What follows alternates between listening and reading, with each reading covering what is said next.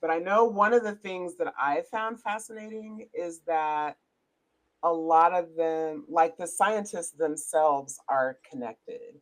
Like their coworker, like they know each other. Mm-hmm. And actually, just this morning, I found the one the I think like the most recent Air Force scientist that disappeared. Like I don't know, he disappeared in the last couple of months. I can't think of his name, but his Twitter account is still up. I found it this morning. And Mm. but the problem is that while I am a scientist for hair, that's the only science I understand. And his Mm-hmm. Twitter, I feel like if you're that type of scientist, then his Twitter is probably a gold mine. But it Mm. functions as a foreign language to me. I don't know what the fuck he's talking about on there. Yeah. I have Yeah. no idea what he's talking about. But he's Mm-hmm. got a bunch of like papers and theories about different types of energy and fuel sources that are posted up, and he's like, these are valid. Like he's definitely a very smart man. But yeah, Mm-hmm. that shit might as well be Yeah. written in Chinese or Mandarin. Yeah, that's how For I me. kind of felt reading a bunch of stuff. Like I took physics in high school. Yeah. So I know like a little bit, but when I was reading a lot of this stuff, I was like, I need this explained to me like I'm Literally. 5. Literally. And it occurs to me that AI is probably great for that.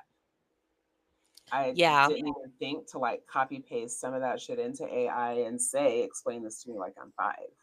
Mhm. Yeah. Probably, yeah.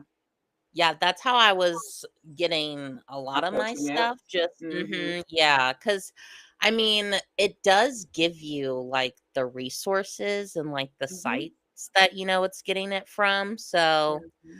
I know AI is like a hot topic of discussion for a lot of people, but I'm always like, I don't know, if you're not fucking stupid about it, like I think it's fine. Yeah. I But mean, I think my biggest issue with AI is how the billionaires are shifting into like building these data centers. Like they're already shifting into their next billions of dollars while continuing to poison the earth and right. um, take from the people.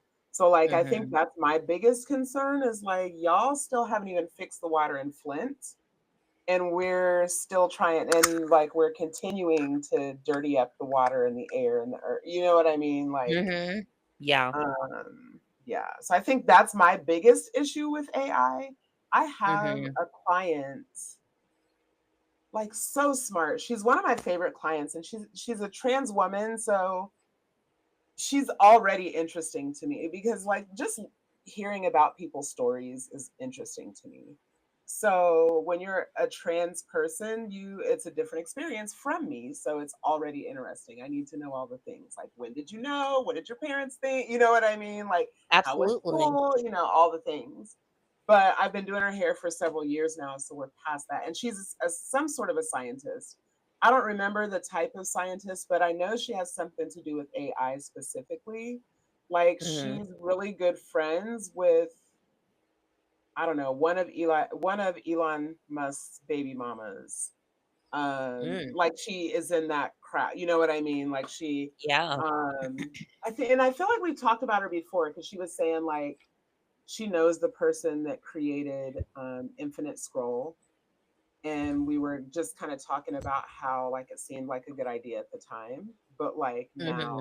now, all these years into it, that they feel like they unleashed something that now you don't have any control over, right? Like it's Mhm. out there, it's too late, people are addicted, you know. Right. So we're constantly talking about AI, and I just did her hair this past week, and we were talking about have you seen where they said that AI has, like, basically it's created its own language and started communicating with other AI systems, and that they've created like social media site and locked out humans. So only AI are like on this social media site talking in their language that we can't understand and we don't have access to. You know what I mean? Um, and so, yeah, we were talking about that most recently, and she's just like, I mean, it's gonna be what it's gonna be at this point, like, and especially because they're purposely not putting any guardrails on it. So it's just like the wild, wild west out there right now. Right. Well, and I've also been telling people like, yeah, I also am not a fan of the data centers and like, all the water that it uses. But it could be run off solar panels. So like I don't know why, It could. if it is this helpful tool, like Yeah. why aren't we figuring out how it can be both helpful and sustainable? And there is, but everyone in charge hates like green energy and all that. So um and then like I just think oh, like if this what we have, like just regular normal 9 to 5 people have access to, imagine like what the government and like other higher up levels have access to. And Hmm. so yes, I'm aware that like our AI use is also contributing to fucking up the planet, but I promise you it's not to the level of extent that like the government and these other like higher corporations are using it. It almost reminded me of like, when they tried to gaslight us into not using plastic straws because it contributes to the ocean waste. And not to say that it doesn't, but I've looked it up. It's less than 1%. Yeah. So, Yeah. like, not to say that it's not bad, but Yeah. also Yeah. you're telling me this plastic straw is worse than the BP oil spill that happened and Right. continues to keep happening? Okay. Right. Right. Right. Right. Nah, for real. They just conspiracy to keep us from being able to enjoy beverages on the beach. No, you're right. I remember taking my daughter.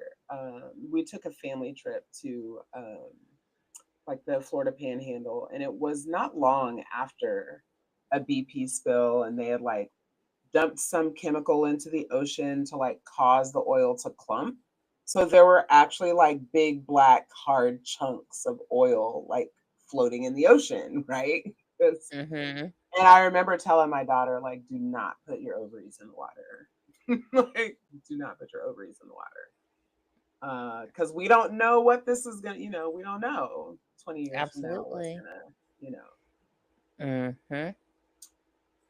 yeah.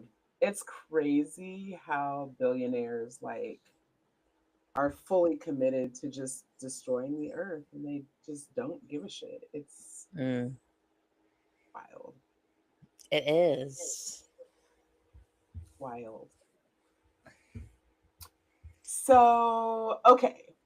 We just like we're ranting and we actually are live now. So I guess we'll start at the top in salon culture and beauty industry talk. We've got two things there. The Cloud Bob, which we both are wearing versions of today. Right. That actually came out like right after I think we were on last time. And I was just like, again, speaking of people being committed, like, why are white people committed to colonizing literally everything on Earth? Just call it an Mhm. afro, babes. Like, what? A cloud bob? What? What? Literally. And it was with Yeah. it was a picture of Tracy Ellis Ross, who's an icon. I love Tracy Ellis Ross. And her mom has the most iconic afro of all time. Mhm. Yeah, I just don't get it. And then I guess it was a hairstylist named Tom Smith who coined the phrase. And Vogue magazine just ran with it. And now it keeps popping up on my timeline. So annoying because like yeah, why even erase like the Afro term or name, and then I don't know, like I feel like it almost could have been um like an art piece that you could have called the cloud, but Mm, using like afros as, you know what I mhm, mean, to like form a mhm, cloud, mhm, because I don't necessarily like hate cloud as mhm. a description, I guess, in a Sure, way. sure. I don't like Cloud Bob. I feel like that's taking away from like the Afro aspect. Mhm, But mhm. yeah, it does feel like a colonization type thing. Like, well, you Absolutely. know, white people have can have giant curly hair as well. So yeah, I don't know. Very weird. Yeah. Yeah, so I think when I put it on there, I was just annoyed. I was like, "Cloud Bob? The fuck Yeah. is wrong with y'all?" The hell. Like, okay. And then just in terms of being behind the chair, because you're in your suite now. It's been, gosh, January, February, March. We're 4 months in now 4 months to the suite in. life. Yeah. And you and Mhm. Emma are killing social media right now. I love when y'all pop up on my page. It's so funny. Like it's Thank so you. funny. I'm Yeah, I loving was it. like, we need to get like more little videos out like that because Yeah. that's where we're headed as society, right? Like, I was just talking to a client the other day and he was like, I guess like you kind of need to be on social media. And I was like, yeah. Yeah. Because he was saying how he quit social media like back in 2020 and Hmm. how like it's just been so nice and free. And I was like, must be nice. Yeah. But unfortunately, I cannot be that way. This is not real life. Yeah. I was just telling someone when I graduated cosmetology school 30 years ago in June of this year. Whoop, whoop. Um, right? The internet barely existed, right? So certainly there was no social media. So that just was not a thing. And so while I have social media, I'm really bad about posting regularly. I just don't have the energy for it because then Mhm. that means you have to like open it up. And then once you open it up, then of course there's, oh, well, let me just look at this real quick. And then next thing you know, 2 or 3 hours has gone by. Mhm. So I don't do it very often, but I did hop on my Instagram this week and was just like going through my feed, my like profile, whatever, my grid. Mhm. And I'm like, okay, so but at least like what I have is a good representation of my work. So while there's not really necessarily anything recent on there, or I don't post every day and I certainly don't post multiple times a day. I'm lucky if I post once a month.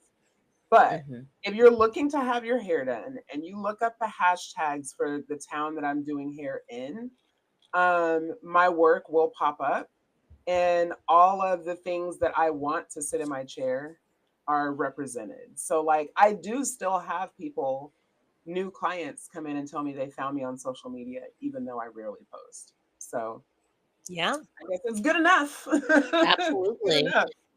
But I'm just like, I'm not committing to doing this 2 and 3 and 4 times a day. I'm just not like, Yeah, no. it's a lot. Yeah, Yeah. because I graduated cosmetology school in 2015. And I mean, that was right before I feel like social media and kind of, I guess, during the period of when social media It and really beauty started. influencers became like super popular. And Hmm. so, like, looking at it now, I think it's probably a little bit more difficult now as a cosmetology student to like once you graduate, like what are you going to do? Are you Hmm. gonna go and, like, work in a salon and, like, build your clientele that way? Or are you gonna start out, like, kinda doing your own thing and working on your own? Yeah. That's terrifying to me. I can't imagine graduating cosmetology school and going straight into working on my own. But I mean, Yeah. people are doing it and they're doing it Mhm. successfully, and more power to I'm all for it. Like I'm here Mhm. for that. But that for me, just knowing how little I knew when I graduated cosmetology school, I can't Mhm. imagine leaving cosmetology school and jumping straight to doing hair on my own. It would have been all bad. See, I almost feel like it's a little bit easier, especially if you Mm, are like social media savvy. And I mean, obviously, too, if you kind of come from money, like I know I can say, like, I've definitely have learned more outside of like cosmetology school than I did. I learned like the basics and like I definitely think you need to learn that, but I think we've talked about it on here like cosmetology school definitely needs to be upgraded or on updated. yeah, like what they're teaching and everything. But I mean, I could definitely see, a little just graduated high school, you come from a pretty wealthy family, you go to cosmetology school, your parents can afford to get you like, masters of balayage or go to some of these like educational, and I mean, Hmm. that's where the real education is and that's where you're really going to learn. So, I don't know. I feel like if you were to do it right in the long Hmm. run, like you could definitely set yourself up to be super successful. Absolutely.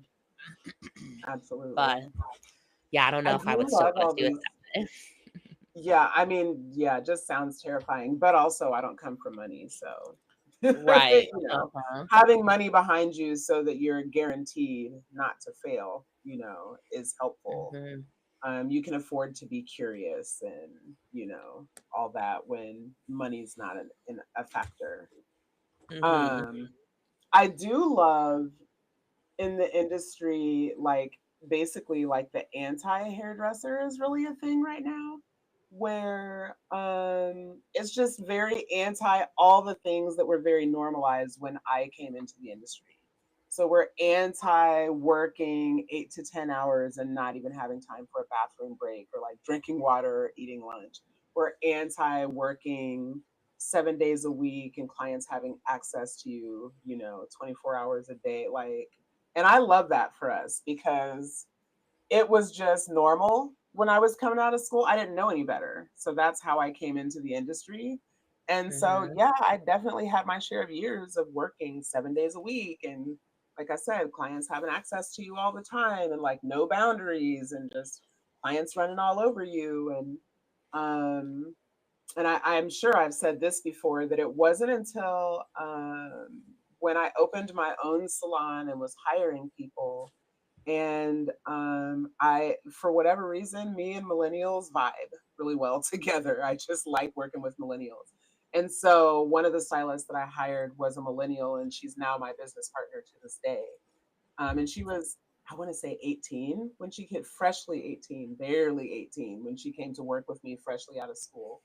And she just very much knew what she wanted and what she was willing to do and what she was absolutely not going to do. And so I learned so much from her. I'm so grateful for Hmm. her because I'm like, dang, you're right. You can just be like, nah, I don't want to work today. Like, who's gonna check me? Right. Who is gonna check me? Right.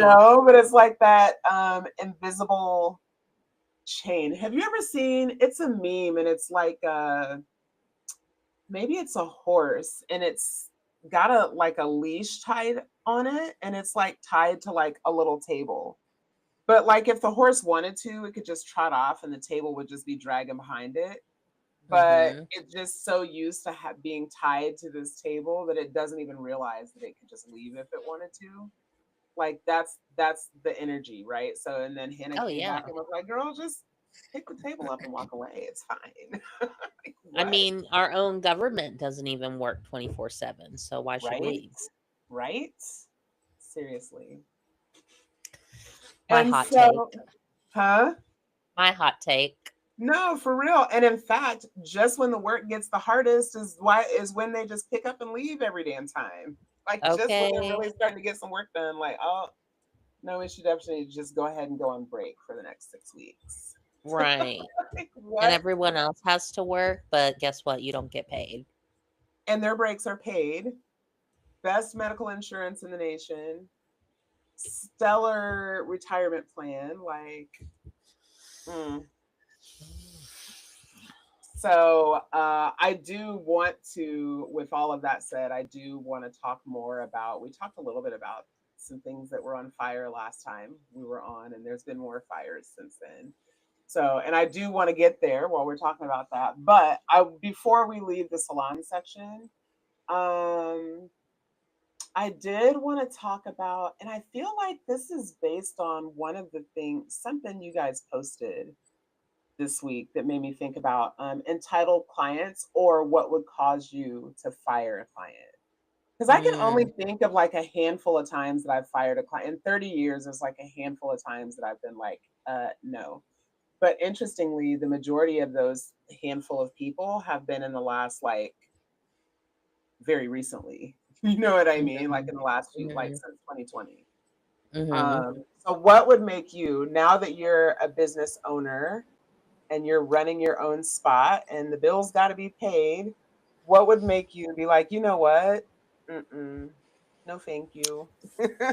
Um, Obviously, like any kind of like racism, Yeah. xenophobia, uh, transphobia, all the phobias and all the All the isms, phobias. essentially. Yeah. Um, any MAGA, Trumpy, um, and honestly, like, how do I say this without it being too like general? But there are just some people that are truly just so unhappy with themselves. And not to say that like everyone like that is like insecure about themselves, but there are just certain people that are just miserable.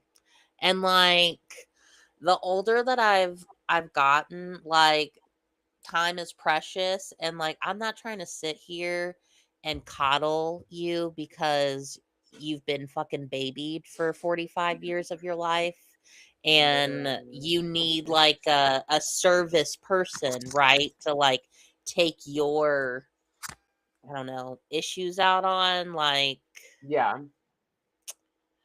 I I have this shirt that says like I wish a Karen would, and I really do. Like I was just telling Emma the other day, like there's probably been two clients out of my whole 10 years where like there was an issue. And I didn't necessarily fire them. I would have, but like their behavior was so crazy. Like the salon was like, you can't come back here anymore.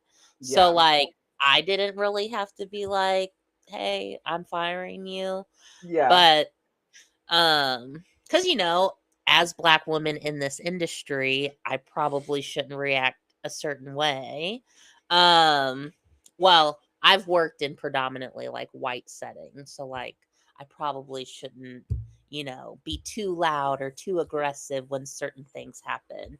And thankfully I feel like in both situations, like because they were so irrational and like absolutely fucking bonkers, that like I didn't even have to react. Yeah. Like I still think about the one girl who swore up and down that I turned her platinum. I did not. It couldn't have been any more of like a warm gold. I literally did like a balayage on Yeah. her and she was freaking out. I went to 3 of the blonde specialists that I worked with and was like, "Hey, can you look at this inspo photo and then look at her and like, are you seeing a difference? Are you seeing anything that I could do?" Cuz Hmm. when you first hear like this isn't what I asked for, like I really do look internally and I'm like, "Okay, like let's figure this out. Like clearly there was Hmm. a miscommunication." Hmm. And so I do that. I'm like, "What do you feel is wrong with what I did?" And she was like, "I'm brighter than what I came in with." Mind you, when she came in, she was platinum, but like it was outgrown. Her hair, her natural was probably honestly like a level, like level 7. like a Mhm. ashy kind of mousy color, Mhm. and then the bottom was platinum. Her inspo picture was one of Giselle Busham's like magazine photo shoots where the root was super overgrown and like the ends were literally like faded out gold Mhm. essentially.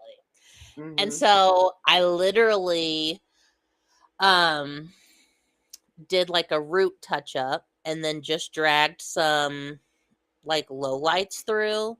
Mhm. And I think even some of the pieces I didn't even drag it all the way to the bottom. It was just to break up that harsh line.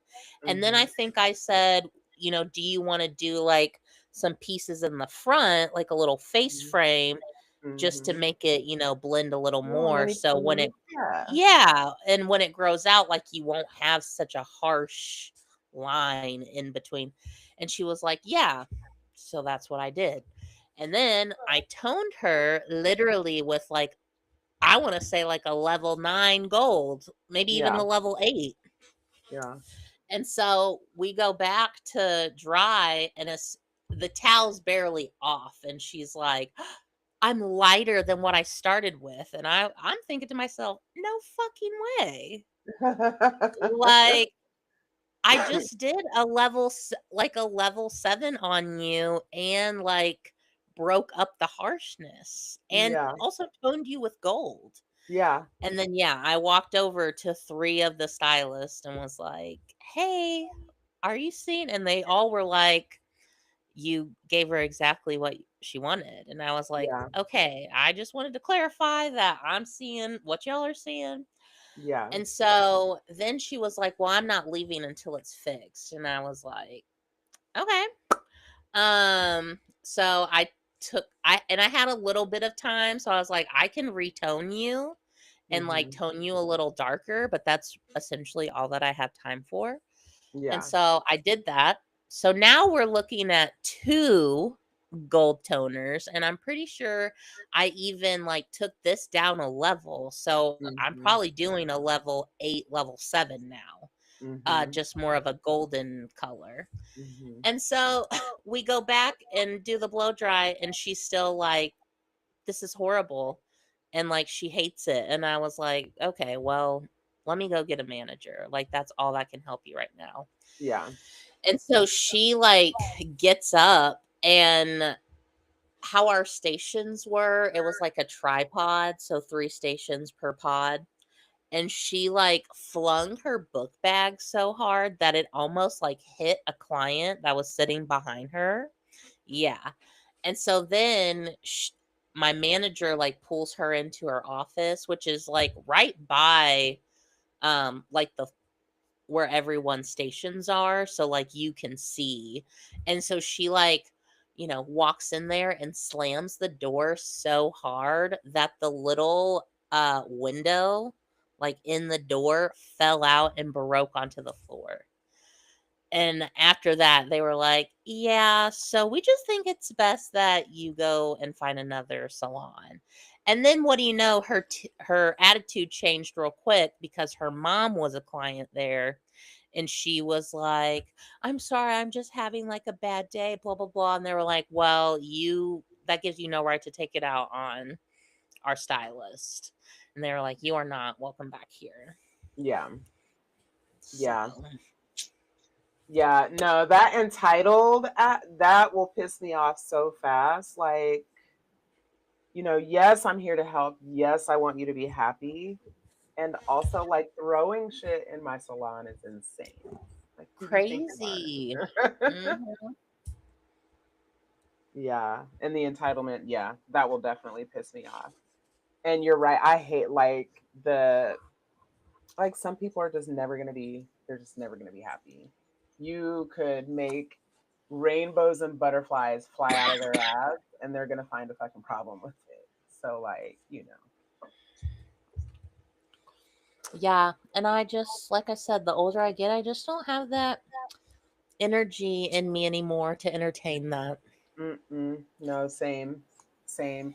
I definitely was a lot more of a people pleaser when I was younger, a lot more diplomatic. And yeah, it's funny. It just seems like it's funny because so many people tell me that like as they age that they chill out or they like mellow out. And I feel like I'm the opposite. I feel like I'm getting more hot tempered as I get older. Like, but Mhm. maybe it's because I was more of a people pleaser and more diplomatic, and like that clearly isn't getting you anywhere. Like, it just makes people think, like, do you think I'm a punk? You think I'm a punk? Right. You think I could? Right. You Mhm. think you can beat my ass, don't you? Like, that's how I feel Mm. now. Uh-huh. Yes. Yeah, I feel like I've probably always been a little hot-tempered. Hmm. Like, I definitely used to punch holes in the wall because I Oh had wow. daddy issues. Yeah. But we went to therapy, Hmm. and I feel like we have done some good internal work. I love Haven't that. punched a wall in years, so Love like, that. hey, Love that for you. yeah, yeah. Um, You need your but hands, like what'd you say? you need your hands. Punching I holes in Yeah, walls is not great for your hands when you're a yeah, hairdresser. no. I was an angry child.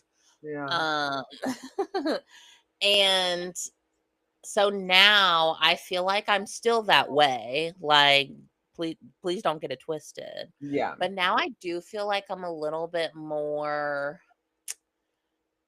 like sneaky in a way about it. Calculated. Like, Mhm. yeah, like I don't need to have this like big explosion anymore, right? Mhm. Like Mhm. sometimes the most threatening is when it is a little bit more quiet and kind of nonchalant, I guess, if you will. Mhm. And one of the times, I mean, I think I've talked about it on here, but when I used to work at Applebee's, I had a cook try to kiss me unwarranted, and I couldn't address it like in the moment because Yeah. we were just so busy that like I couldn't just freak out on the spot. But I was Yeah. also like, we're not we're not gonna get rid of this though. Like we're gonna I'm pinning this moment that Yeah. just happened Yes. and I will Put a come pin in back that. to it. Put Yeah. a pin Yeah. in that. Don't think that just because I didn't respond in the moment doesn't mean I Yeah. forgot. Yeah. And after it like died down, he was in the corner doing dishes and the dishwasher was like kind of tucked. Like you had to walk around like the racks and then like go behind the racks to see who was working over there. Especially like if it was so crowded, right, with dishes and tubs, like you really couldn't see who was over there. And so I know he was over there. And by that time, too, like a lot of people had left because it wasn't during a rush hour. Mhm. And so I grabbed a steak knife and I was like, hey, OC, can I talk to you for a second?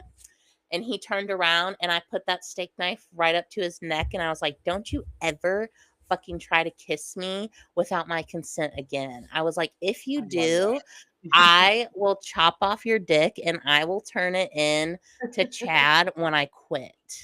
That's And awesome. he was like, I'm so sorry, I'm so sorry, I'm so sorry. And I was like, I'm fucking crazy. So like, Yeah. don't I'm not try the me. one, babes. Yeah. Yeah. I'm not the one. And I was like, and also just don't do it to any girl. Like, not just me. Don't ever fucking do that. That's Yeah. weird. Yeah. Not for real. And to my knowledge, he never did it again. He didn't do it to me at I know least. that's right. I know that's right. And you probably did make him think, like, I don't know. You can't tell by looking at a girl how crazy she is. I I always say, like, please don't let these big brown eyes fool you. Like, I Mhm. promise. Mhm. And another scenario also at Applebee's, which this one was crazy.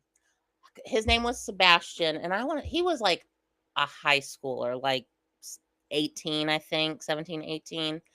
And bless him, I mean, he like probably came up to here on me. Like he wasn't super tall. He had like the long Justin Bieber haircut. He just reminded me of like, when my brothers were like teenagers and annoying. Yeah. And there was just one night I was just super annoyed and not having it, and he just kept like kind of picking on me a little bit because I do come off as like very chill because I don't need to let my personality out at all workspaces, in all public places. Uh-huh. And he just kept like throwing his card at me or like coming up to me and like, tapping me on the shoulder, just being a fucking annoying teenage boy. Annoying. Yeah. Yeah. And he threw his card at me and I was like, Sebastian, you have one more time to do that or I'm gonna like rage Lose out. my shit. Yeah. Yeah, I was like, and I promise you, you are not gonna know how to handle me in that situation. Yeah. And he was like, I don't believe you. He was like, I don't even think you've ever yelled before. And also, mind you, this was back before like I have all my tattoos. So I probably did look a little less intimidating, I guess, Um, and I was like, Sebastian, I promise you don't want any of this.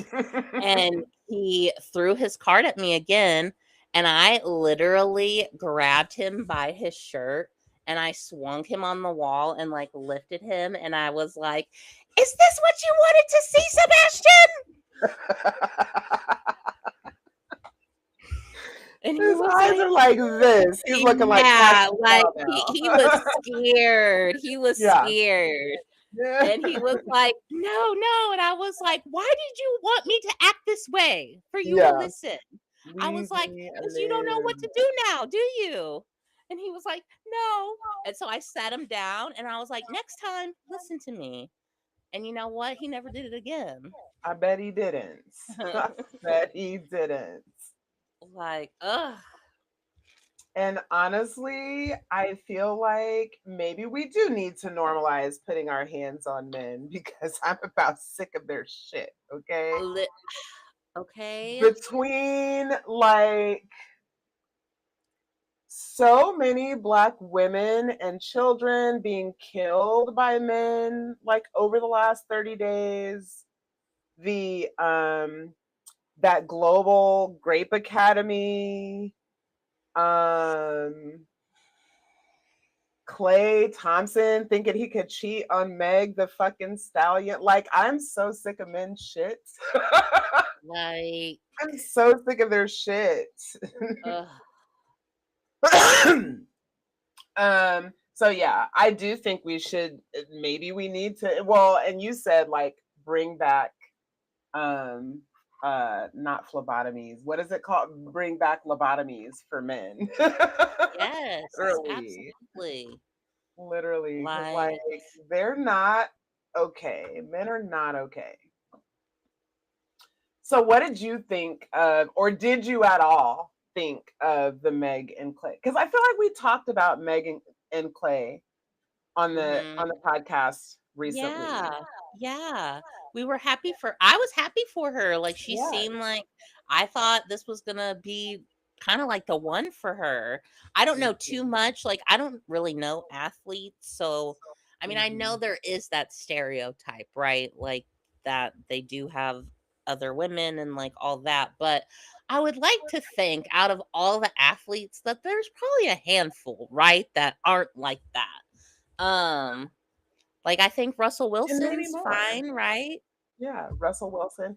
And what's the one Steph Curry doesn't have a reputation of like sleeping around. Like him and his wife are big Christians, like they met at whatever Bible school or whatever and like they're obsessed with each Right. other. She's Mhm. actually been way more outspoken about like wanting to be desired outside of her marriage. Right. He Mhm. seems to be pretty handpicked. But I think the thing about Clay Thompson that annoys me the most is so I didn't know, like I know who he is. Mhm. Um I'm not a huge sports fan in general. But I mean I know who he is. If I saw him out in public, I would know that's Clay Thompson. I know enough to have known that. Um but I think the thing that annoys me the most is like if you knew that you didn't want to be monogamous, like they just bought a house together. And he, like, named a boat after her. They bought a dog together. Like, you're sitting up playing house. You knew when you did that shit that you didn't have any intention of being anonymous or monogamous. And my issue is like, just say that.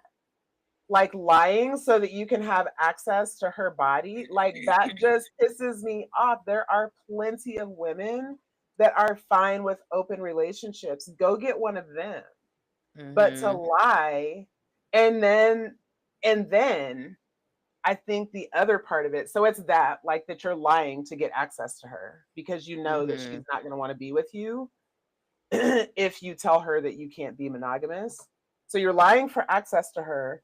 And then all these men on the internet, my husband included, I had to read him on Facebook. I haven't been on Facebook in years. But he got on my daughter's um, Facebook page and said some dumb shit today. It pissed me off. So I had to read my own damn husband on Facebook today. Um, but yeah, like men just that. So it's Clay lying, but it's also men just really showing how much they cannot fucking stand women because Mhm. y'all are always talking about women and how their pickers, like, they keep picking the wrong men. No, these men are out here being fraudulent as fuck. Mhm. Mhm. Like, and y'all need to hold each other accountable for that shit. And I want to know what it is. Like, are they not attracted to the women that they can get? Because, like you said, like there are plenty of women out there that would be fine with that arrangement. Yeah. Or is it are they trying to tear down like strong, independent women? I saw something earlier. Let me see if I saved it because that shit has hit so hard when I saw it. I was like, holy shit. I know Yep, that I they're. did. Oh, go ahead.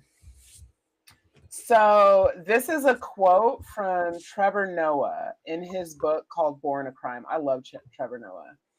Mm-hmm. Um, he says, the way my mother always explained it, the traditional man wants a woman to be subservient, but he never falls in love with subservient women. He's attracted to independent women. He's like an exotic bird collector, she said. He only wants a woman who is free because his dream is to put her in a cage. Yeah. Mm-hmm. Mm-hmm. That's psycho. One Like, hundred men who percent. do that, like, you're a fucking psychopath and you need to go see the lady. You need Mm-hmm. to go see the lady.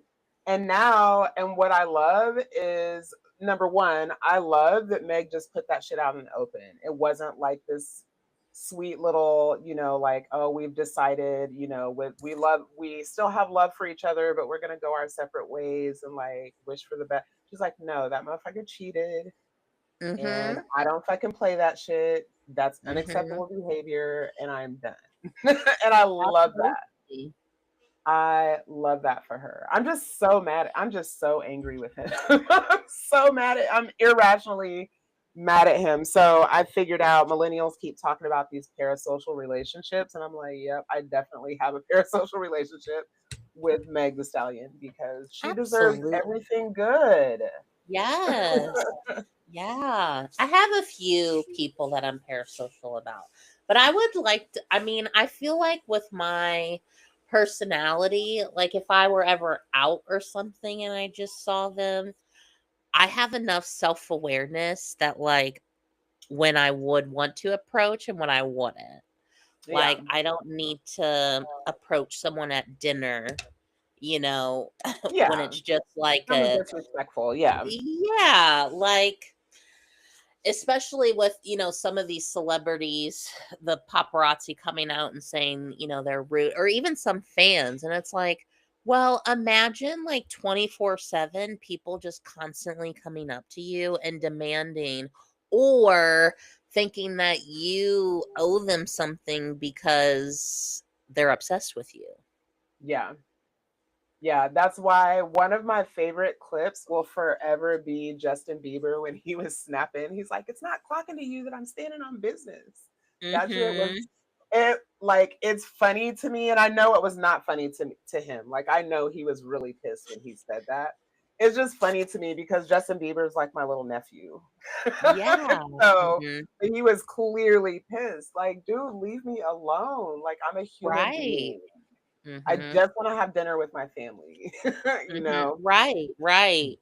Well, I was, and the sexism that happens too, right? Like everyone supported Justin Bieber when that happened, but Chapel Roan does it and she's a bitch or, hmm this or that. And it's like, hmm funny how that works. hmm yeah. Yup. I told my husband though, and I think I've said this on the podcast before, but I'll say it again. The only celebrity, living celebrity that I can think of right now that I might not control myself around, Mariah Carey bought a house in Atlanta, and I was like, if I'm just out to dinner and I see Mariah, I'm probably gonna embarrass you, just so you know. I mean, I'm that's gonna good to embarrass know you. about your, yeah, self-awareness. I'm gonna be like, Mariah, I love you, girl.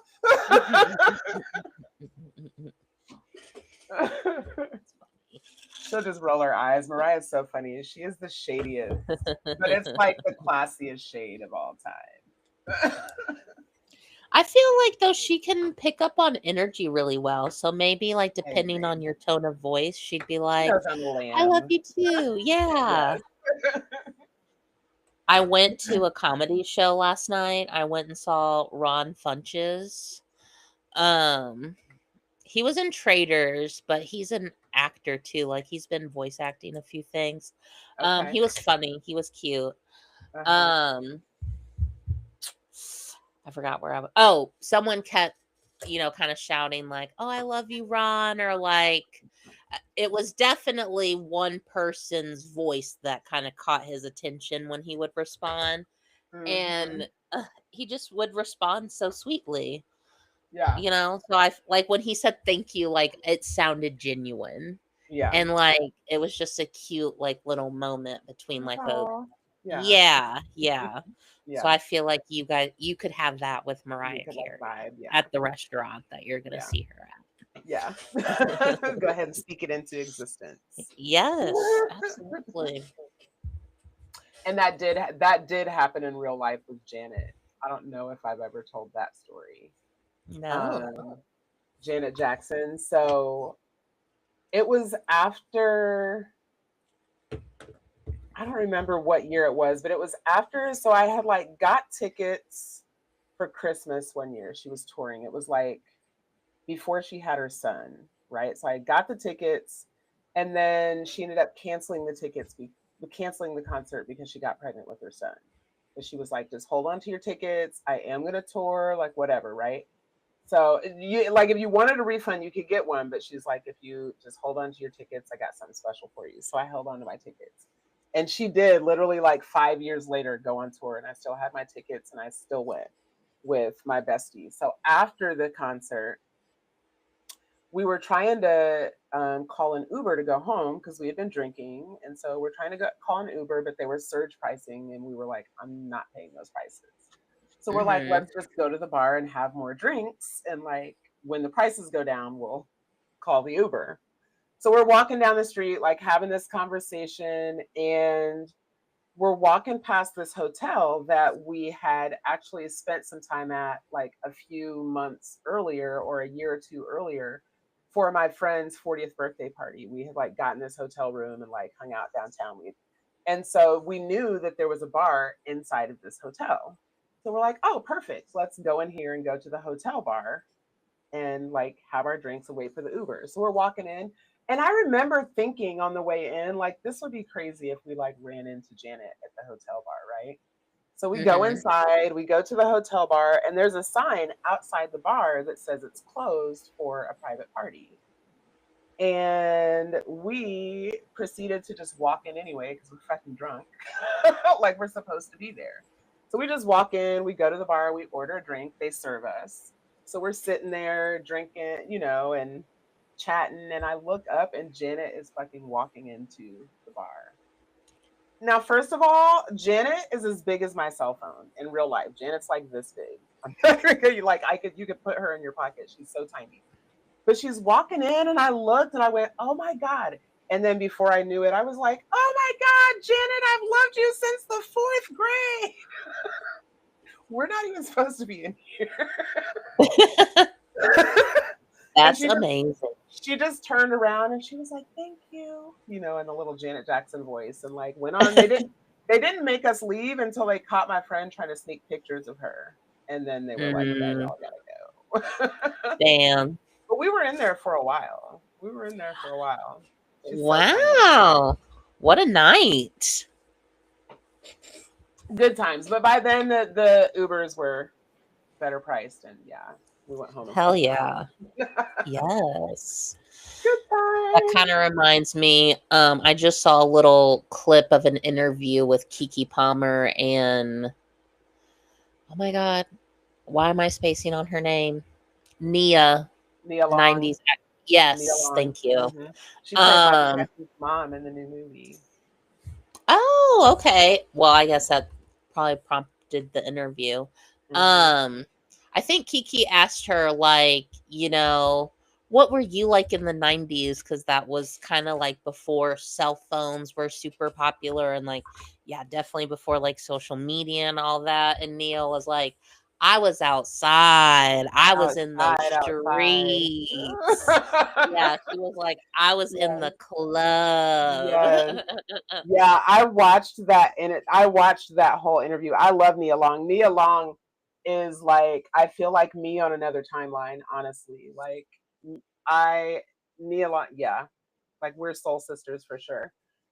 Yeah, I tell that She's to my great. kids all the time. I'm like, my generation, like messed it up for generations after us because we didn't have cameras everywhere. We were outside. Mhm. And there's no proof because there were no cameras. So Right. yeah, it was a wonderful time to be alive. So, but speaking of that, I did go and see the movie Michael today, like Yeah. literally a Oh, few okay. hours ago. Have you seen it? I haven't. Will you see it? Are you a Michael Jackson I fan? don't Like, know you if have some I'll kind like of. go to the theater and see it. I'm sure like Mhm. once it's out on streaming, I'll watch it. Yeah. I don't get me wrong, I like Michael Jackson's music, but I can't say that I'm like a diehard Fan. fan. Like I can Mhm. definitely appreciate all that he has done for music. I know that he is a music legend. I Sure. think like my mom loves him. I think Sure. I think I just missed it. You Yeah. know what I mean? Like the Yeah. hyper fixation of him. Yeah. Um, but I will say I did go and see that the one documentary, like right that was released around when he died or after he died. Mm. The This Is It. Oh yeah, yeah, yeah. Yeah. So like I did see that. Yeah. Yeah. So this one, his nephew Jafar is playing him. And honestly, so again, this is Michael Jackson. Your mom and I must be in the same roughly the same age, I'm thinking. Um, and that was like Michael Jackson's prime. Like me growing up was Michael Jackson was also at the height of his fame. And I definitely had like Michael Jackson, like black Michael Jackson, like fine ass Michael Jackson when he was still fine, when he still had the big nose. His picture, his pictures on my wall. Now, my husband and I have the debate all the time about Michael Jackson or Prince. I'm definitely more of a Prince fan than a Michael Jackson. Like, if I have to pick one, I choose Prince. He chooses Michael Jackson. To me, Prince is a musician where Michael Jackson is an entertainer. So they're different in that way.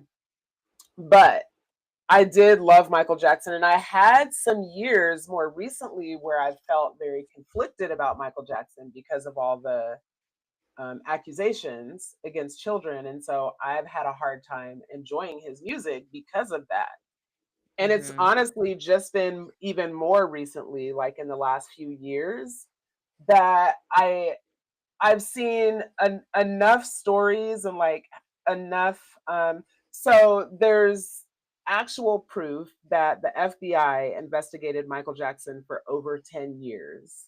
in Mhm. regards to like like harming children, and found literally zero things. Mhm. And I just feel like if the FBI is investigating you for 10 years, that they would find something if there was in fact something.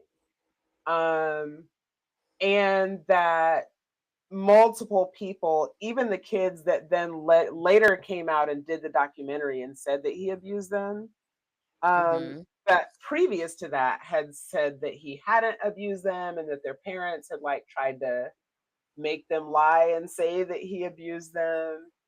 There's people that have come out and said that like they were offered money to make up stories about Michael Jackson. And so when I just think about it through a lens of like history and like black figures, with because Michael Jackson was extremely powerful as an entertainer. Like he's the only entertainer to this day that could go to another country on the other side of the world. They don't speak the language. He doesn't speak their language. They don't speak his, but he can perform, and these people are passing out in the crowd. You know what I mean? This man Mhm. was a global phenomenon with a lot of power. And I honestly think, like I said, looking back on it in retrospect, that the system here just didn't want him to have that much power. And we're doing what they could to just minimize it and throw shit, dirt on his neck. You know what I mean? Like, I just, and that's complicated for me because I've always been a believe the victims kind of girly, and it's this scenario specifically. I struggle with, because I'm like, am I just making excuses because it's Michael Jackson? I don't think Mhm. so. I don't think so Mhm. though. I don't think so. Yeah.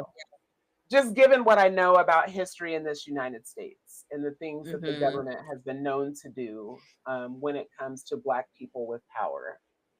But Jafar as Michael Jackson was amazing. Like it was, the movie was really, really good. He, as someone who, like I said, was a child and like loved Michael Jackson as a child at the height of his popularity, there were Mhm. moments where I forgot that it wasn't actually Michael Jackson. Like he did an amazing job. Mhm. The hair was great because Michael Jackson, like his hair is iconic over the years. So whoever was in hair, the hair was great. The wigs were great. There were a couple of the wigs that were a little janky, but overall the hair was great. The only, the biggest thing that made me realize this is not Michael Jackson is that Jafar has like cakes, like he's thick. Michael Jackson was not thick. He's not thick, thick, but Michael Jackson was like, especially if you saw This Is It, he was really Mhm. tiny by the time Yeah. This Is It happened. And Jafar, compared to Michael Jackson, is thick. Like he's still a thin man. But like there was a couple times he was dancing, I was like, damn, okay, booty. Like, but no, it was really good. He played him so well. Like he played him so well. He did not get Nice. that role just because that was his nephew. Like it felt like Michael Jackson jumped in his body and was like, it was so good, so good. So if you're a Okay. Michael Jackson fan, 10 out of 10, because Rotten Tomatoes gave it like 27%, and I'm just like, you know what? Like they're still hating. Mhm. Motherfuckers are still Mhm. hating on him. Let that man rest in peace. Right. I'm trying to think, have they ever rated a what would you call that, a biopic? Yeah, yeah, yeah. Have they ever rated like a biopic good? I don't Besides probably know. the white ones? Yeah, I don't know. I don't know. And I'll look I've it never up. been one to give a shit what Rotten Tomatoes think, or any award show or critic or any of that. Like, if I'm gonna watch a movie, I'm gonna watch it. I don't really care. You know what I'm saying? And Oh, if I'm yeah. not, I'm not. But I just, when I saw 27%, I'm like, wow, that's crazy. But then everyone,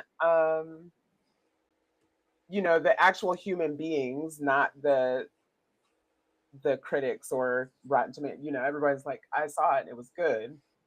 So I'm like, Mhm. I'm just gonna go. And so my daughter wanted to see it. She called me. She's like, "You want to go?" Yes, yes, I do. Let's go. Nice. We had a little, Yeah, all the people that I've seen or that have seen it have said it was good, so yeah, yeah, 10 out of 10. Like I said, if you enjoy going to the movies, it was well worth the money spent going to the movies. Okay. for sure. Absolutely. Okay. Anything else in pop culture? Was it you that tagged me in something that had a drunk spelling bee? Yes. Because I think now it I was don't a remember TikTok. why I put that on there. But I don't even remember now what the point of the actual TikTok, because I don't think the drunk spelling bee was the point of what you sent me. But I just remember being like, a drunk spelling bee sounds like a great time, actually. That sounds I like a think I great probably was like, "Oh, I love our people," or like, "We're so something like creative," or that. Yeah, something like that. something Yeah. like that. I'm like, that just looks like a great time. They need that. That needs to Yes. be like a franchise in all cities, honestly. Because yeah, I liked that video, and then I think I sent it the one where, like, all the cousins rented out a movie theater. Yes. Yep. Yep. Yep. Good times. Mhm. And that's so funny because me and Key definitely sat there. We talked so much during that movie. I don't know what it is about Black people at the movies, but we talked the whole time. It was such a good Yes. time. I always loved going and seeing, like, horror movies with predominantly Black people Yes. because Don't go it's in there, girl. right. Don't go in Uh-huh, exactly. So funny. there. I used to love watching horror movies with my grandmother. It's technically my stepfather, his mom. She Mm. would always scream at the movie screen, like, my grandma, she cannot hear you. Don't go in there, stupid bitch. He's Right. gonna kill you. Like, what are you doing? What are you doing? Good times. Um, and then what about your girl Katy Perry coming? Like, did you know My she girl. was? Only in that she's like a millennial fave. I feel like not you specifically. You know, I was just telling my friend the other day, I'm really not like a pop girly. Because I get Mhm. asked a lot, like, do you like Chapel Roan? Do you like Sabrina Carpenter, like Olivia Rodrigo and everything? And like, don't get me wrong, I don't think they're bad artists, but they are Mhm. not, I'm Not your. not listening to them. Yeah. What are you, a rock girly? What do you like? I like, yeah, I do like, I would say my vibe is dark R&B. Mm. What would So be an like example of dark R&B? like The Weekend when he first came out. Like he's Mm. kind of shifted kind of more pop.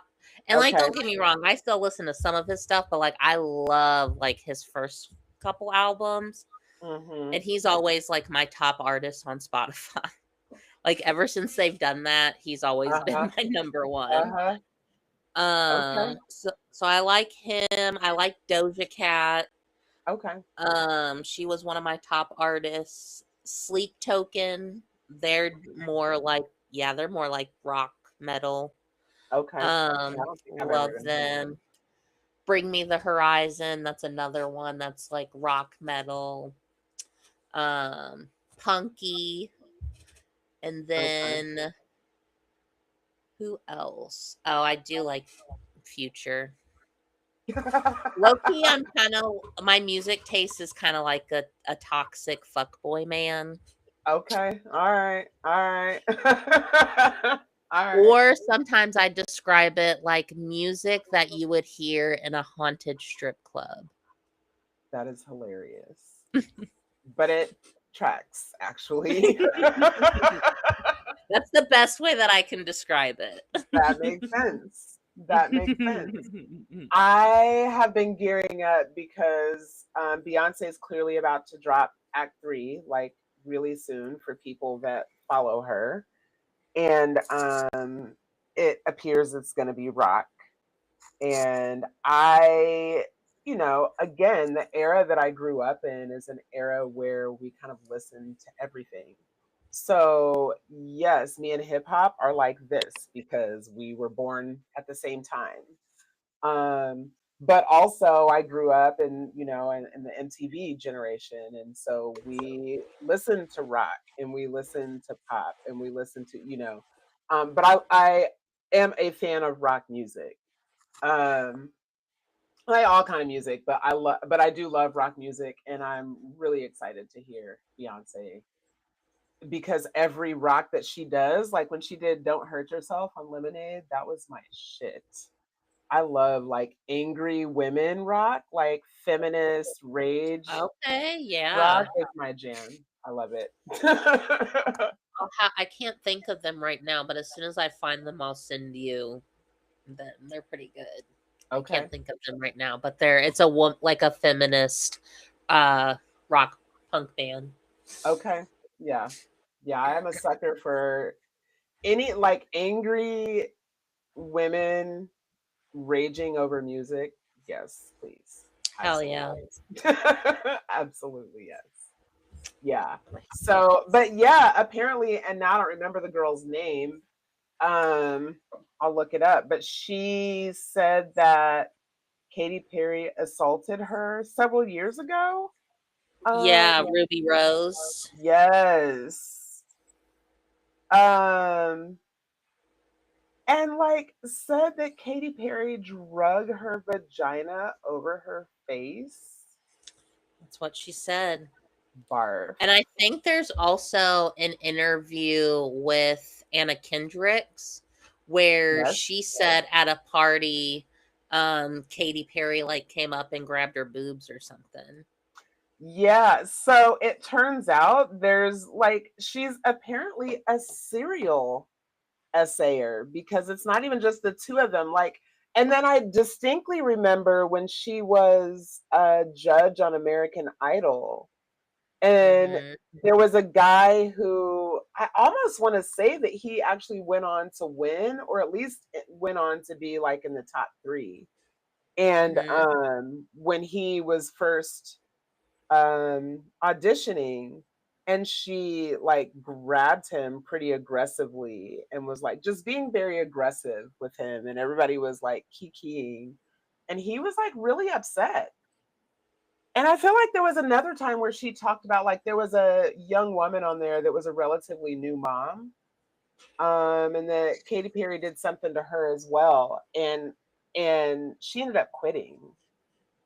Yeah, apparently she's kind of trash. I didn't know because I'm Wow. not a big Katy Perry fan. Mm. I She used know to this, be married to Russell Brand, which and really he should tell has, you everything you need to know, yeah, I was gonna say like honestly. he has allegations. Yeah, well, and he's like him and Diddy were good friends. And Um how convenient that he's turned to God now. and that does seem to be the thing that they do. Hmm. There was somebody actually relatively recently that was talking about how they had turned their life over to God. It was like this year, and when I saw it, I just remember thinking like, "Oh, they must have some assault allegations getting ready to drop." Because like, what? Was it Jelly Roll? Mate? No, it wasn't Jelly Roll. I thought Jelly Roll was always like a I Christian feel like he's become like more so about it. You know what I mean? Like recently. I feel like, yeah, like I feel like within these past couple years, because I feel like when I first heard about him, it was like he was a man of faith, but wasn't really like declaring, you know what I Mm, mean? But then mhm. now it's like, no, I'm a man of God, the Christian Oh, way. okay. Got That's it. how I Yeah, yeah, perceive. yeah. Well, and I did see that he did just have some allegations Hmm. drop, right? Like, wasn't he just Yeah. seen like carrying somebody who was incoherent out of a club or something? I don't know about that, but I do know I don't know if she's a comedian or a singer, maybe both. But she has come out and said that both him and his wife have threatened her life Oh, because she was going to come forward about something. I oh, can't remember if it's something that happened to her or just something that she knows of. mm-hmm. Wow. Yeah. Yeah, I don't know what it is about Hollywood. People get there and it's like clearly the culture is toxic there. Mm-hmm. Mm-mm-mm. Okay. So we touched earlier on the fires. I did see, I think after we were together last time, that there was an Amazon warehouse that ended up on fire somewhere. But did you see where apparently a worker died at Amazon like during the shift? I saw that you put that on the list, so that I looked it up. Yeah, that's crazy. And people were told to just continue working. Just keep working. And again, like it goes back to the horse with the leash tied to the little table. Like, Mhm. well, why did y'all do it? Like, are they going to fire everyone? Right. Like, I'm sure there'll be a lawsuit. I imagine that the workers will file a lawsuit. But like, I don't know how you could just turn around and go back to work while someone is laying on the floor dying. Yeah. That's I dystopian. hope a lawsuit can happen, but unfortunately, I don't think people are reading anymore. So, Yeah. like, I fear when people sign certain contracts, they're not really fully like paying attention. You know what I mean? Mm-hmm. So, I hope there's a way to sue, but holy shit, like, yeah, that's crazy. Well, I think though, and maybe we can have Kendrick back on and ask him again another time because contracts like that, like you're talking about like an employment contract, right? Like you're going to go work at Amazon, so you have to sign all of this paperwork before you go to work. Stuff like Mhm. that. Like if this is like I can't work here unless I sign this paperwork, then that's kind of under duress, especially in this economy. Like people still Mhm. got bills to pay. You know what I Yeah. mean? So it's not like I signed this because I agreed with it. I signed it because I need a job and y'all hired me. Right. So I feel like Mhm. a good attorney would be able to work around that because it's not like you're suing because they're not paying you enough. You knew that when you went to work there. Like somebody died right there. Yeah. Like I'm right here working and Susan right there is dead and on the ground and you made me go back to work. That is, and I just can't believe that people went back to work. But and I get it, like maybe it's trauma and like it's a trauma response. You know what? I don't know. I just can't imagine. I just can't Yeah. imagine. Like that's sick. And then on top of that, so there's that. So yeah, let me pull out my little notepad because also, so there's that, and um, Amazon made $717 billion last year and paid $0 in taxes on top of that. And they were just caught manipulating prices. So apparently there's a thing, and I actually saw this happen in real time. It happened to me yesterday. So they have this thing. So say you have this thing that you're selling like on your Etsy shop, right? You can also list the thing on Amazon, or even like say it's something like you're selling it like Bath and Body Works, or some other brand is selling this product, but you're also listing it on Amazon and selling it on Amazon. If you're selling it on Amazon, you're not allowed to sell it cheaper anywhere else. If you do, Amazon will bury it so that it won't even come up on their site. Like, and they'll literally call. So like they'll call and be like, "Hey, you've got these candles listed at $12.99 on your site, but they're $14.99 on Amazon." And like will bully people into raising the prices everywhere so that you can't get it any cheaper than you can get it on Amazon. Like these people are abusing us from the Ruta to the Tuta. Literally. every which way but loose. And I'm It's exhausting. sick of it. Sick Sick of of it. it. There was a fire here in Georgia. Is Raytheon, is that the one that was in Georgia? I'm gonna look it up real quick. Yeah, it was. Okay. So this is interesting. Okay, so this company Raytheon, right after we met the last time we were together, there was a Raytheon, I want to say here in Warner Robins, Georgia, that went up in flames. Like, warehouses have been up and on fire, ever since old boy did that a couple weeks ago. Warehouses have been have been popping up on fire. And it wouldn't shock me at all if other people didn't hear about that one, because I imagine that the powers that be are gonna stifle that, right? They don't want people to hear about these stories because they don't want us getting ideas across the country. But just so you Right. know, a Raytheon plant in Georgia went up in flames right after we were together.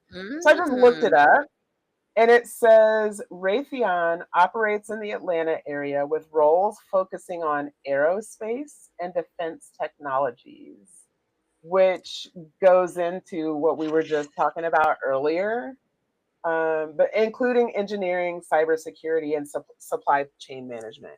And I know when I looked it up, when it was on fire and I was kind of looking into it, they were saying that that particular location that went up in flames was responsible for um, creating weapons that are then shipped out to other countries like the blue state for war.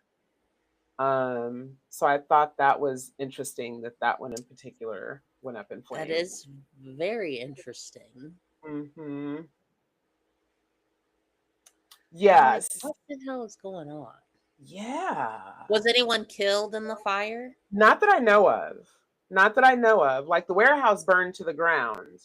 But also, so I'm thinking that yes, if people, like, if just regular everyday citizens are setting these fires, that they're not going to allow that. They don't want that to get too much traction because they don't want us to, like, rally behind. Like, they were pissed when everybody wasn't mad at Luigi, right?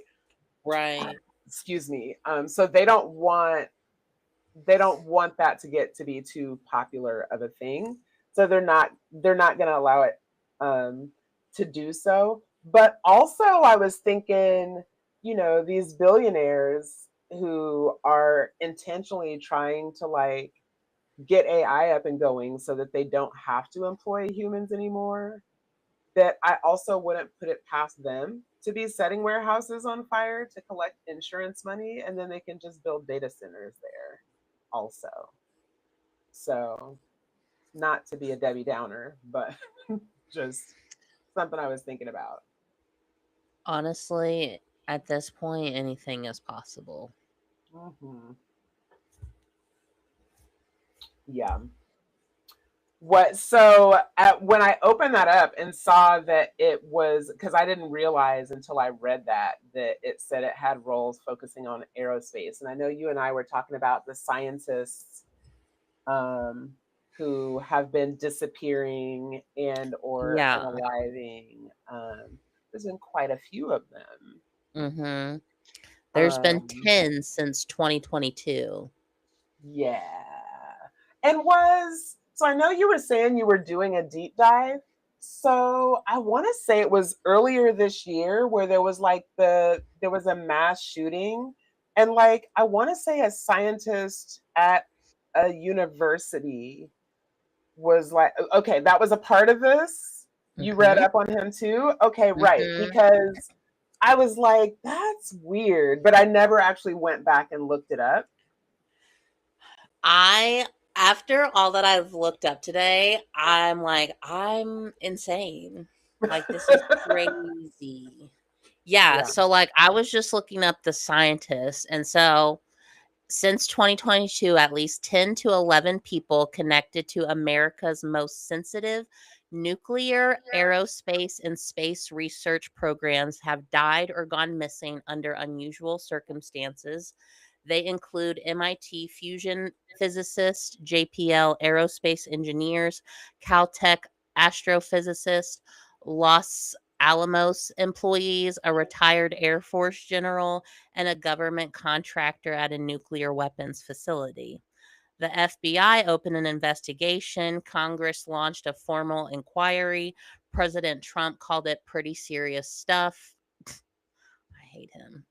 Every institution connected to these people went completely silent.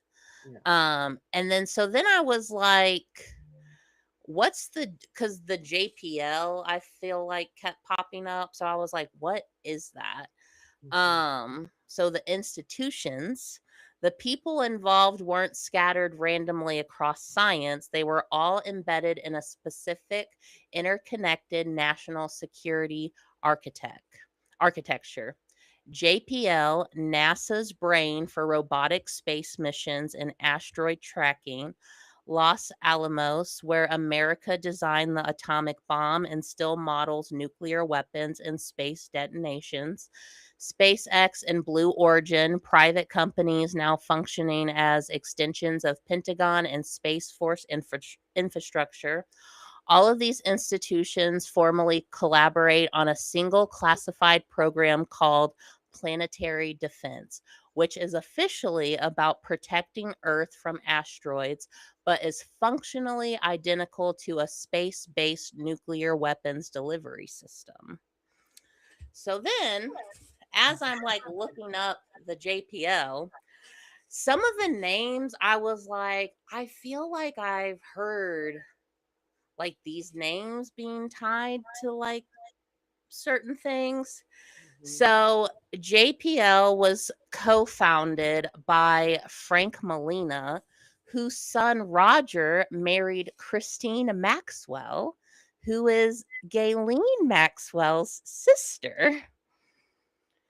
Their father, Robert Maxwell, was a British media tycoon and alleged Mossad asset who reportedly sold bugged spyware, the Promis, Promis software, directly into Los Alamos and Sandia National Laboratories decades ago, which Los Alamos is one of the companies that these scientists have gone missing or died from. His funeral was attended by at least 6 serving and former heads of Israeli intelligence. The Mossad, Israel's foreign intelligence service, has documented mandates specifically for industrial, scientific, technological, and nuclear intelligence. They operate a global network of civilian helpers and have a history of targeting nuclear scientists.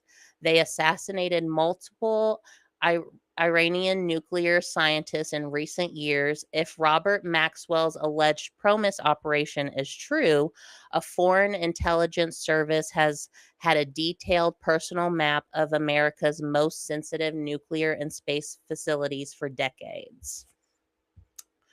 Okay. Which then it always comes down to Operation Paperclip. JPL's founding itself is connected to Nazi Germany. After World War II, America secretly recruited over 1,600 German scientists, many with documented Nazi Party and SS memberships under Operation Paperclip. Their records were deliberately falsified by the U.S. intelligence, the knowledge base of America's entire rocket program, which flows directly into everything JPL, SpaceX, and Blue Origin do today, was seeded with science developed under the Third Reich using slave labor. This is a documented history, not speculation. The real mission, planetary defense, is the official framing. The reality is that the technology required to deflect an asteroid is physically identical to a space based nuclear delivery system capable of hitting any target on or off Earth, a system capable of redirecting a space object towards a target rather than away, the infrastructure for total space domain dominance, the ultimate military high ground. The Space Force has publicly called planetary defense technology inherently dual use, a rocket and warhead system that can intercept an asteroid can with minimal modification, hit a city, a satellite, or military installation anywhere. The people who died were specialists in it in the exact components of that system: plasma, propulsion physics, advanced rocket materials, nuclear effects modeling, and asteroid tracking. Um, and then this was like what each scientist was working on. Nunu Loureiro was the world's leading theorist in magnetic reconnection, the plasma physics that governs both fusion energy and the propulsion behavior observed in UAP encounters. He had 3 papers in preparation when he was shot dead at his door, age 47. Monica Riza solved an engineering problem that had stumped America rocket scientists for decades, creating Mondaloy, an alloy that survives oxygen rich combustion environments that destroy conventional metals. Her technology went into SpaceX, Starship, and Blue Origin New Glenn. She was directly connected professionally to missing General McCausland. She disappeared on a hiking trail in June 2025. Nobody has ever been found. Every institution connected to her said nothing.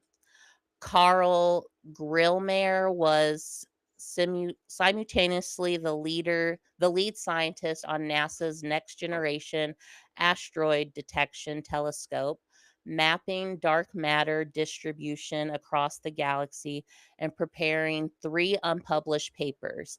He was shot dead on his porch at 6 a.m. February 2026.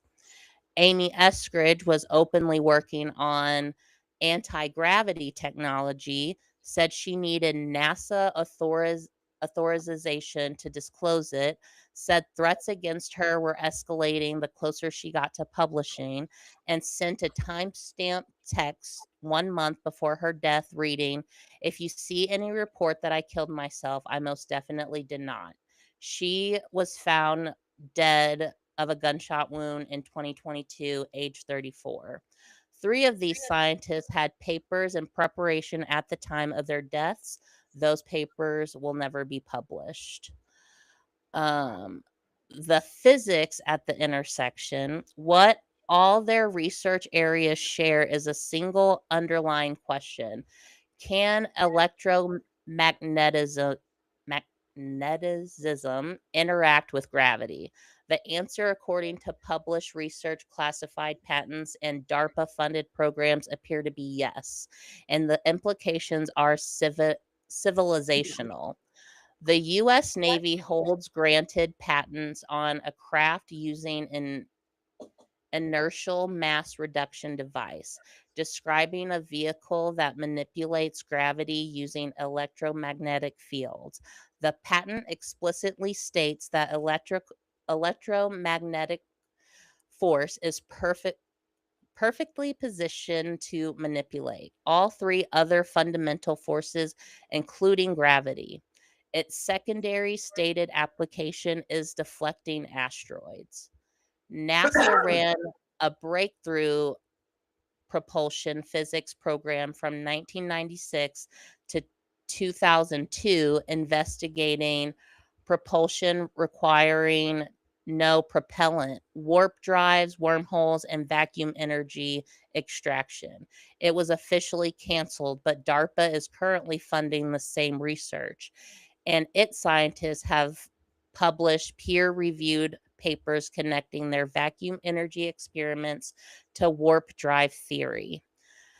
Magnetic reconnection, which was Lauriero's field, has been published as a viable propulsion mechanism capable of accelerating plasma to tens of thousands of kilometers per second with no conventional fuel. The UAP in July 2023, decorated intelligence officer David Grush testified under oath to Congress that the U.S. government maintains a multi-decade program to retrieve and reverse engineer craft of non-human origin, that non-human biological remains have been recovered, and that people have been killed to conceal this information. He said that he feared for his life. The Secretary of State confirmed that UAP whistleblowers have told the Senate Intelligence Committee they fear death if they speak out. The missing General McCausland commanded the Air Force Research Laboratory at Wright-Patterson. The base long alleged to house recovered Roswell materials. He is referenced in WikiLeaks emails as having told a civilian that when Roswell crashed, they shipped into the laboratory. They shipped it to the laboratory at Wright-Patterson. He disappeared in February 2026, weeks after Trump announced UAP disclosure. And that's the The one whose Twitter page is still up. And I'm sorry to interrupt, but No, you're good. that guy, his Twitter page is still up. And if you are into science and you want to go and look at his work, because he's posted basically a roadmap, it looks like, to someone who can't read it. So if you're able to deconstruct what it says, his Twitter is at TMB Spaceships. If you want to go and take a look at his page and see, like, he's got a bunch of stuff posted. Like I said, I don't know what it means because I'm not a scientist like that, but Mhm. somebody was saying that he had figured out how basically to just pull energy out of thin air, like that you didn't even need sun, or you didn't need solar or water or anything. He had literally learned how to just create energy from air, which would put a lot of billionaires out of business. Mhm. That would. Sorry to interrupt. No. All good. Yeah, I know it. You can see why I felt crazy because it's a lot. Mhm, mhm, Um, the physics described in UAP encounters, which that used to be like what we would say UFO is what mhm, UAP is. Yeah, mhm. for people that didn't know, I didn't know that Yeah, until I was deep diving into all yeah. this. Um, Instant acceleration with no exhaust, 90-degree turns at hypersonic speed, no sonic boom, transmedium operation in air and water, is consistent with the inertial mass reduction and magnetic reconnection propulsion. The scientists who died were working on exactly those physics. And then the um this came up. There's like an asteroid timeline in April 2029, crazy, 3 years from now. Um, Apophis, Apophis, I don't know if I'm saying that right. An asteroid the size of 3 football fields will pass closer to Earth than our own satellites. It was briefly rated at 2.7% chance of impact. Its post flyby orbit cannot be fully calculated until it actually passes through Earth's gravitational field. In January 2025, asteroid 2024 YR4 briefly hit a 3.1 chance of Earth's impact, the highest ever recorded before being downgraded. 57% of potentially city killing asteroids near Earth have not yet been found. The government has classified emergency asteroid impact protocols that the public has never seen. The United Nations declared 2029 the International Year of Planetary Defense. The entire technological buildup, nuclear labs, private rockets, classified joint programs has been accelerating on a timeline that converges on 2029. And that's like the everything pretty much that I Yeah. was looking into. And so basically, what they just don't want they didn't want these scientists to tell us that oil is not the end all be all for energy. Like, is that the, or no, because it has something to do with space too. I don't know, girl. Yeah, It's serious. I It's don't know. serious though. Yeah. Sounds pretty serious. Sounds pretty serious. Well, and also like crazy that, one of the GPL founders' son is married to Ghislaine Maxwell's sister. And then just like their dad's whole connection with it. And I don't know, I feel like there is a bigger picture too with like they I feel like the sex trafficking is involved somehow. Absolutely. Um but then I feel like we're going to be stepping into like sci-fi territory, and so I'm like I need to get all the correct information first before I like spiral. Yeah.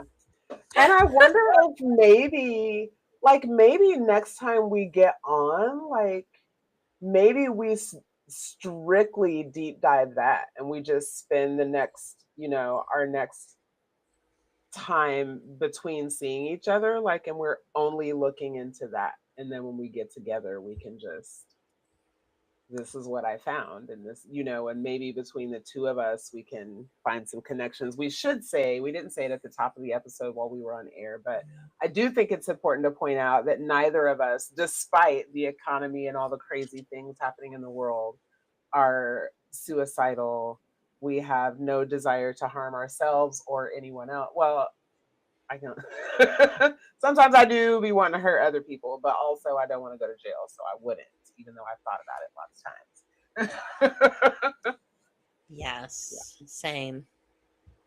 Yeah, because once I found what really got me, once I found out yeah, he's married to Ghislaine Maxwell's, I was like, something bigger is going on here. And the fact that a few of again founders of JPL were fucking Nazis. Like I think that's, and then in my research, I don't know, I just feel like there's so much because what's his name? Robert Maxwell, Gayleen's dad. His parents were killed by Nazis. So I'm kind of like, what's going on here? Like you were, I don't know. Yeah. I don't know. And he was found dead, like floating in a river, or no, floating by his yacht. Yeah, like, And they said heart attack or something like that. yeah, I mean, yeah, he was drowned. Yeah. Yeah. Allegedly. Yeah, it was a little suspicious. Yeah. But then it's also like, but what is what's the tie with like Epstein, Musk, and Bezos? Because Bezos is Blue Origin and SpaceX is Musk. So like what's their involvement in this whole thing too? And so that's interesting that fire that you're talking about was like an aerospace. So yeah, like I don't know, I feel like, and also this planetary defense, I'm just a hairstylist. Like I said, I took a little bit of physics in high school. To me, because they're talking about like with this planetary defense, like they need essentially like nuclear weapons to be able to shift an asteroid away from Earth. And again, I'm just a hairstylist. I don't know like all the rocket science and everything. To me though, like nuclear weapon seems a It seems a little little intense, right? extreme. Yeah. Um, Seems a little personally, intense. Yeah. yeah, cause like, look what it's doing to the Earth. What the fuck do we think it's gonna do, like, outside of our atmosphere? Well, and it's funny. We're making some connections here. So, remember earlier this year, I don't remember what country in Africa it was that Donald Trump had decided that he needed to go into that country. I want to say Nigeria, but I can't swear to it. Because I just had a moment of like a little brain scratch back here. So Donald Trump went into this country in Africa because they were killing Christians. And it was early, it was this year. It was this year. It's been in the last few months, right? But so, this is such a chaotic administration or regime that like every moment of every day it's constantly something new. So it was like a blip, but then, other things happened. But definitely they went into this country. I think it's Nigeria, but I'm not sure. And maybe we'll add that as a part of the deep dive because I feel like it's connected. Because the bigger issue is that the country that they raided, it borders, first of all, it borders Burkina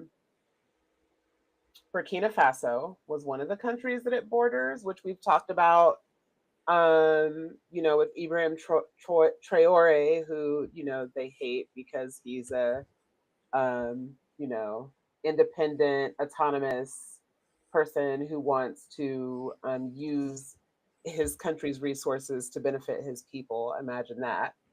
But it also borders, I want to say, Gabon is the name of the country. Um, whatever. Hold on. Let me just finish this thought. Um,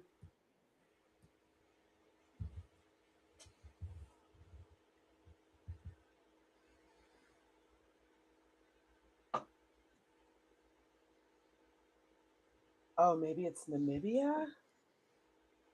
So, whatever country it is that we raided, it borders Burkina Faso and it also borders this. Oh, it's Niger.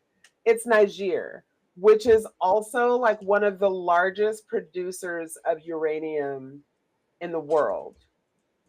Like, Niger has the largest stores of uranium, and actually, it's um, possible that when they did Black Panther and they were talking about vibranium, that it was based on Niger and uranium. Mm. Um, and so, as we're talking about everything that you just said, um, and that tying into Epstein and that whole ring, because I feel like the trafficking portion of Epstein is like this, that's like almost an aside, right? Like that's not even the main thing, it's just a thing. But remember, we talked about how those same people that are involved with that are also involved with the Panama Papers. And it seems like everything that we dig into, we keep coming up with these same handful of names, right? Because now we're digging into these scientists and still the same handful of names are coming up. Mm-hmm.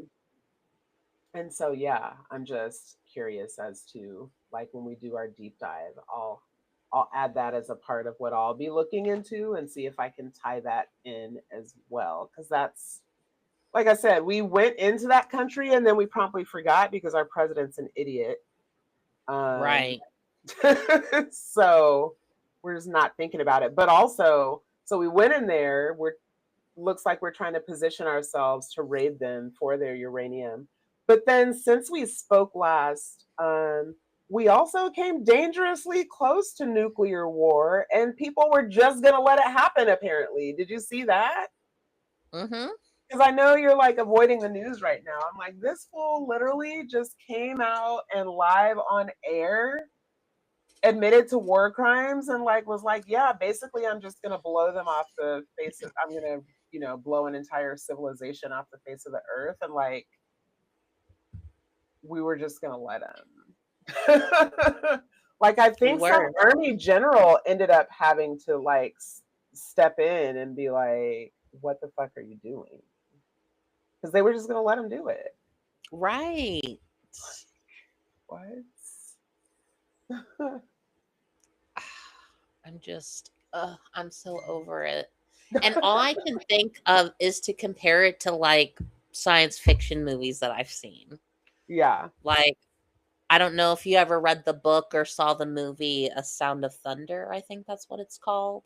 Mm-mm. Mm-mm. Um, I can't even tell you what year it is, but it's fucking creepy that what's said in it.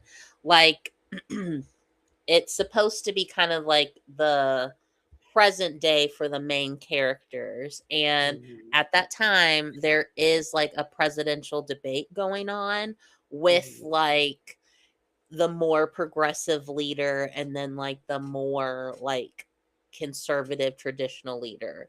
And at that time, the more like progressive leader was winning in votes. And so in this story, these people are going to go hunting. And as they get to their destination, you find out they're hunting dinosaurs. And so, yeah, you're wondering, like, how the fuck are they going to hunt dinosaurs? Yeah. Well, in this particular story timeline, they have figured out time travel. And so, what you do is you go back in time and you have to stay on, like, there's already a pre made, like, path for you when you Mm. show up back in dinosaur times. Mhm. Um, and you can't get off that path. Like, you have to stay on there. And you can't just kill any dinosaur that you see.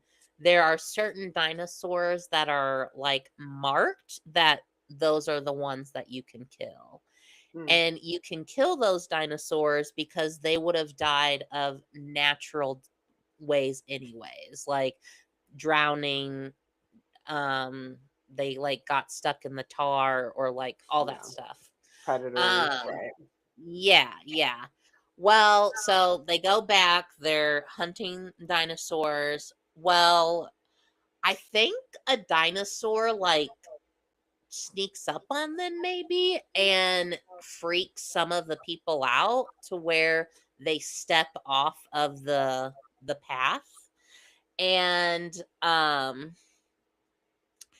as it's happening, sorry, I can't remember it like fully in detail, but as it's happening, like, yes, that's scary, but nothing like crazy happens. You know what Mhm. I mean? Like, Mhm. even though they stepped off the trail, to our knowledge, right then and there, Mhm. nothing really like crazy happened. So they were Mhm. able to get back on the trail. And then, like, I don't think anyone died or anything. You know what I mean? Mhm. And Mhm. so they get back on the trail and then like get into the machine and go. Well, when they come back, everything is different. Like the now the more conservative traditional president nominee has won. And like things are just fucked. And everyone's Mhm. kind of like, what happened? What happened? And I forget if it's the main character, but one of them like looks down when they go to take off their shoe, and at the on the bottom of their shoe was a butterfly. So that's where like the butterfly effect comes into play. Yeah. So like I think about that book movie all the time because I'm like, who the fuck like messed up the timeline that we're on? Yeah. Yeah. Like what is Yeah. happening? Yeah. No, for Hmm. real. The timeline is definitely fucked. Yes. And like I even think of especially with the military, like we are just always fucking with shit that we shouldn't be messing with. And I think of The Mist by Stephen King. Like, you know, they're just fucking around with what is it? Like wormholes and all this shit and they end up opening a portal. And what do you know? Like all these fucking monsters come out and Yeah. kill a bunch of humans Yeah. because we couldn't leave it alone. Yeah. Yeah. And by we, you mean white people. Right. Right. Specifically. Yes. Always Like white people y'all fucking just with couldn't leave it. it alone. Like not understanding that like some things are just not meant to be messed with and that's okay. Yeah. Like what are we doing? Yeah. Yeah. Yeah, I Okay. just want to know. Like what's the end goal here? Yeah. Because this is sounding insane. Yeah, no, there's moments where I'm trying to explain something. In fact, I think I saw a tweet earlier today that said something like being woke is every day having to like dumb yourself down so that you don't sound insane when you're talking to people. When I was doing this deep dive, as like I said, as soon as the Maxwell name popped up Mhm. and like Operation Paperclip, I was Like, like, this what? is yeah, I Yeah, was like, this is too much. yeah. Like, I fucking can't. I feel like this is almost like, you can track everything back to like Ronald Reagan. Like Mhm, now I'm starting to I think you can track everything back to the fucking Nazis and mhm, Maxwell's at this fucking point, mhm, or mhm, Nazis in Israel, because this is mhm, mhm. insane.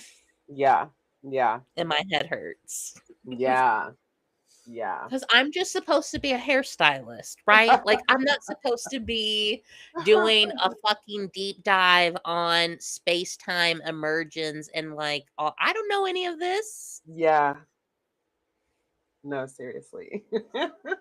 And if I can figure it out, you're telling me there's not people that have like are actually educated in this that aren't figuring Yeah, it out. One, it yeah. seems like they are, and they're killing them. So, Mhm. Yeah, no, for real. So, again, not to be a Debbie Downer, but we have 10 minutes left.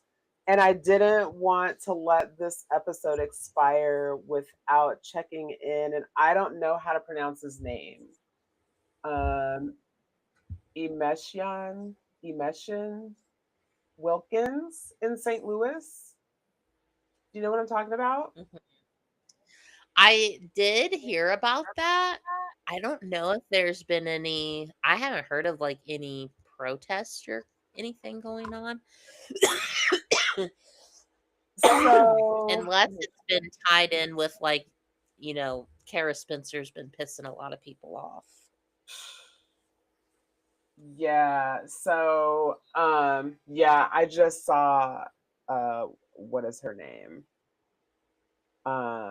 She was really vocal during Ferguson. I can't think of her name, but she was going off about Kara Spencer because Mhm. she's exactly who y'all said she was.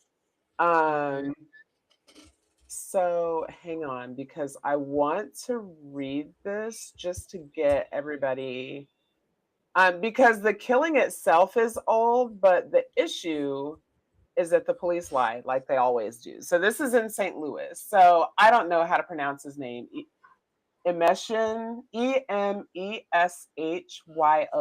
That's his first name, Wilkins. He was 17 years old. So it was June 18th of 2024, and police in North St. Louis attempted to stop a Mazda CX-5 reported stolen near the 4200 block of Maffett Avenue in the Ville neighborhood. According to his attorney, Emeshian had recently purchased the vehicle from someone in the neighborhood and may not have known it was stolen.